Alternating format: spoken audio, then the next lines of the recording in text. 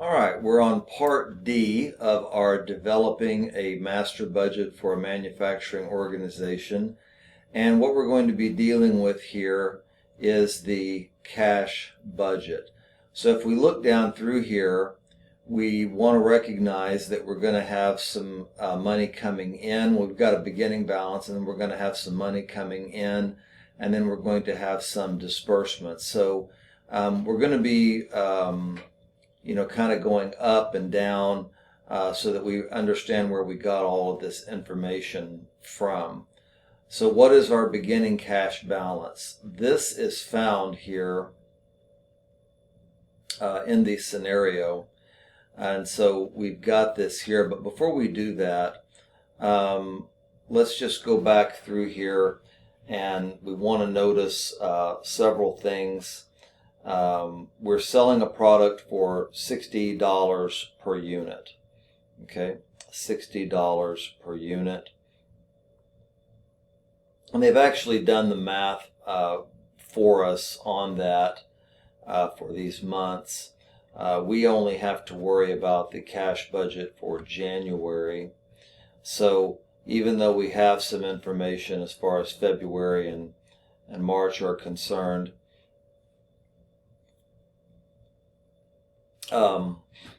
we won't need that probably. We won't need that for revenues. So let's see here. What other information do we need here? A couple of little hooks that I'm looking for.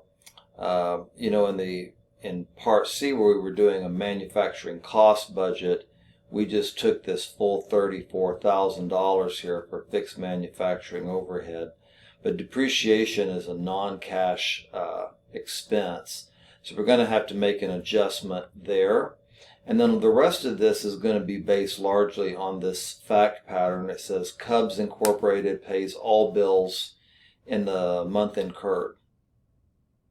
Okay, so this is actually, they've done us a favor here. This makes this a little bit easier because we may not collect all of our money in the month that we earn it, but we are paying all of our bills in the month incurred. So they're actually cutting you a break right here. All sales are on account. Okay, so this is another break that they just are giving us because we don't have to adjust for those scenarios where we have part sales and part cash.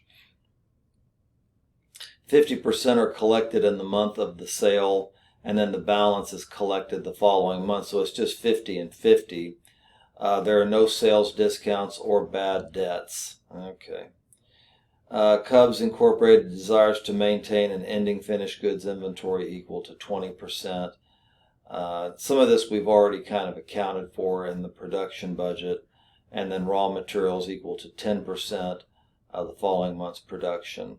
And we did that in part B. So the 20% was relevant for part A, and then the 10% for materials was relevant in part B. Let's see here. And let's see here. Actual unit sales for December and budgeted unit sales for January, February, and March 2017 are as follows. So there we have it. Again, they're going to give us some additional information. We've got a beginning cash balance of $6,000. For purposes of operational budgeting, units in the January 1st inventory of finished goods are valued at variable manufacturing costs. Okay, and we have that up here in this area. And let's see here. Each unit of finished product requires 1 unit of raw materials. We actually would have used that already in part B. And let's see here. Cubs Incorporated intends to pay a cash dividend of $12,000 in January. Okay, well, that's good to know. All right, so let's see what we've got here. Our beginning balance, that came from right here. So we can just plot that. And so our receipts here are going to be based upon this schedule. So we've got $675,000 in sales for the month of December. And 50% of that was collected in the month of December, but 50% was not, and we don't have any discounts and we don't have any bad debt. So all we have to do is multiply that out by 0.5. The 675,000. We just have to take 50% of that, and that gives us our cash receipts from December sales. And then January sales are 600,000. And so we just need to take half of that, which hopefully we can understand is 300,000. Okay, so if we take the $300,000 that we're going to get in receipts for January and add to that these December cash receipts, we have cash receipts in total of $637,500. Then all we have to do to get our cash available is add the beginning balance of $6,000 to that, and that gives us $643,500. Okay. All right. So purchases. Well, we know already from the set of facts that they pay. Let's see, where did they give us that information? It says pays all bills in the month incurred. So because of that, when we get to our purchases amount, we can actually toggle back over here to something we've already done, and we can just grab this number right here, 136,320, and we can put that in. Okay. And then we can go back, let's see here, to C, and we can get direct labor of 132,000 and variable manufacturing of 66,000. But I want to kind of tell you how we got to that. I'm going to go ahead and put those figures in. Now, if you've watched the other videos already, well, then you know how we got it. But I don't mind quick review. That sometimes helps. If you recall, back in the production budget, we had 11,000 units that we needed. And then those 11,000 units times $12 per direct labor hour, okay, is where we came up with the 132,000. And then we would just do, it would just be half of that then for variable overhead, 6 times the 11,000, okay? All right. Fixed manufacturing overhead, again, we've been provided this. It's 34,000. All we need to do is subtract out the non-cash $11,000 expense, so that would be 23,000. Okay.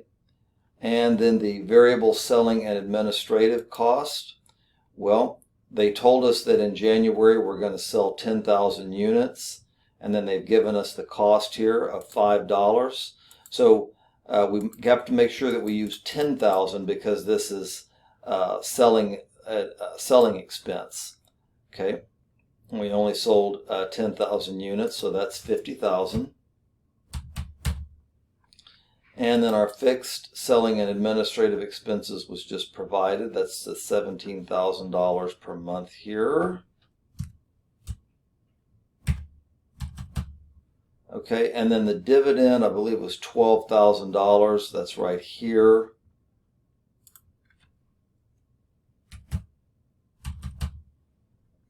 Okay, I'm going to clear this out. And then I basically just have to run through and add up all of these figures without having a typo. Hopefully I won't.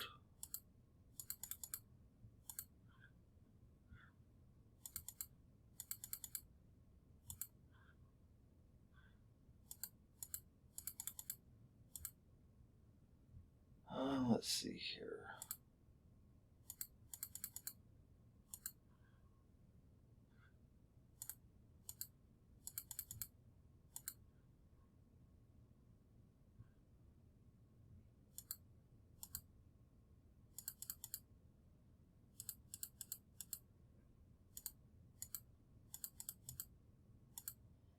Okay. So I believe we've got 436, 436, 320. Give me just 1 second, please. 268, 330, 403. Okay, so 29. We'll call that 30, 80, 100, 170. 300. Okay, so that looks about right. And then hopefully it is. So now we've got our cash available of $643,500, and we're going to subtract from that figure our total cash disbursements of $436,320, and that's going to give us $207,180. All right, and so we're going to check that in. Okay, and see if we have to. I think we'll have to go. What they do? Yeah, we got to go back over here, and so we did in fact get that all correct. So now we have, if you've watched all the videos, we have A, B, C, and D, and we will go ahead and close this video out. And I believe we're going to do a budgeted income statement next.